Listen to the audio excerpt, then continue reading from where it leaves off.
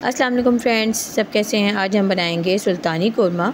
इसके लिए हमने 3 दरमियानी साइज़ की प्याज ली है और इनको स्लाइस में बारीक बारीक कट कर लिया है। बाद हमने कढ़ाई में ऑयल लिया तकरीबन 2 कप और इसके अंदर ये सारी प्याज कट करके डाल दिया और इसको लाइट ब्राउन से करके इसको हमने ऑयल से निकाल लिया और इनको हमने उसी तेल में अदरक लहसुन और गोश्त डाल के अच्छी तरीके से भूना और साबित गरम मसाला डाल के इसको हमने ढाँप के रख दिया और उसके अंदर थोड़ा सा पानी डाल दिया जिसमें वो गल जाए। फिर हमने खसखस ली, केवड़ा डाला, दालचीनी डाली और उसके साथ हमने छोटी इलायची डाल दी। उसके बाद हमने ज़ीरा डाला, साबित ज़ीरा, और इन सब चीज़ों को पीस लिया। उसके बाद हमने इसको दही में डाला, 1 पाव दही था और उसके अंदर हमने जो प्याज ब्राउन करी थी उसको चूर करके हमने उस दही में मिलाकर उसको हमने गोश्त में मिला दिया। उसके बाद हमने पेपरिका पाउडर और लाल मिर्च पाउडर, धनिया पाउडर और हस्बे जायका नमक डाल के इसको अच्छी तरीके से पकने दे दिया।